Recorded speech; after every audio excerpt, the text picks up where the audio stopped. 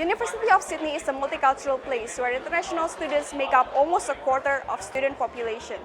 However, anecdotes continue to suggest that there is a social divide between local students and international students, especially those from non-English speaking background.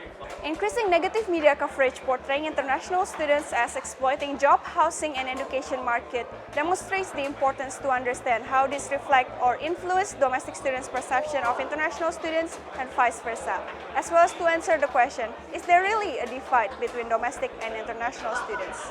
There's always like a barrier, psychological barrier. Oh, that's them. This is us. I know a couple of international students that are like my friends, and they say that they don't really talk to locals because they're not confident with their English. There's also like a language barrier as well, which I think that is kind of difficult to communicate in that sense. There's probably still a divide in a way that they're more fluent in like expressing their ideas.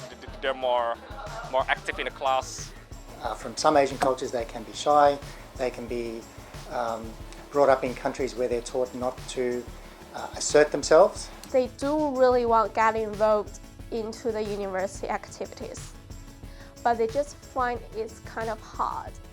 They don't know how to do that, how to get involved in it.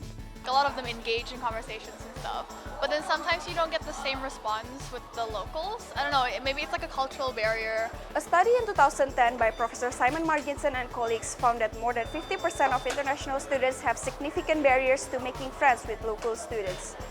Our small-scale survey found that almost 40% of local students are not sure whether international students fit in Australian education institutions. In 2012, Professor Marginson said, most international students want closer interactions with local students and are prepared to take risks to achieve this.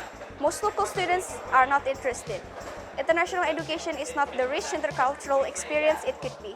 But is it really just the unwillingness of local students? Sometimes they don't try in either side, or maybe they just don't have the same common interests. It can largely be about really trying to foster an inclusive spirit. And it's about increasing that sort of engagement and bringing international students into that level of engagement too, so that it's all one big mixing pot. The language and learning staff on most campuses who I've spoken to do a terrific job with the resources that they have. So I think it's like mostly just engaging more towards like not your bubble. Like just be friends with everyone, just try new things. And not a lot of people do that.